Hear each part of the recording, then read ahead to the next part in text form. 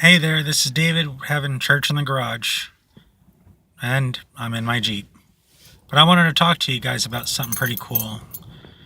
My wife and I were discussing it last night, and if you guys read your Bible, and even if you don't, you might have heard the story of Jonah. And everybody's heard about Jonah, about the big fish that swallowed him, about Nineveh, and all this other stuff. Well, I wanted to tell you guys about the story of the sailors that are in the book of Jonah. And you can read this in Jonah chapter 1.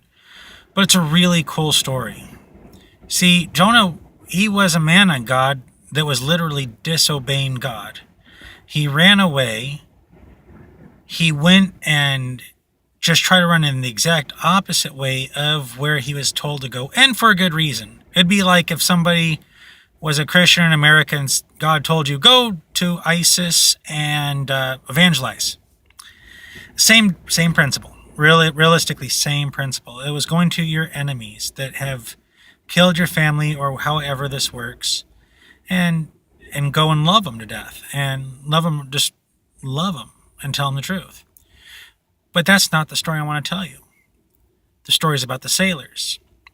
See, Jonah was hiding from God. He was running from God, and God wasn't going to let him run away that quick. So these guys are experienced sailors, and they'd done their job so much that they were sailors. They weren't just your boater, weekender. No, these guys, that was their job. They'd seen most of it, and they were scared to death about the storm that had hit. They were afraid it was going to break their ship apart. They were throwing stuff overboard. Finally, they're like, Jonah, wake up, pray to your God, see what's going on. And Jonah fesses up the truth. And mind you, these guys have their own gods that they were praying to. And they're like, well, we don't want to throw Jonah overboard. Let's try to make it back to shore. We couldn't do it. And then it says in the story that they prayed to the Lord. That was Jonah's God. Asked him to forgive him. Don't hold this innocent blood accountable to him. They didn't want to be guilty of murder. And then they threw him over. But here's the funny part. They threw him over. The seas calmed down. And you know what happened? They gave thanks to the God of Jonah. They made sacrifice to the God of Jonah. And they made vows to the God of Jonah. It was a conversion in the midst of Jonah's disobedience. So don't be afraid to admit when you're being disobedient. It may lead to the salvation of somebody else. Sorry, it's terribly bright out here.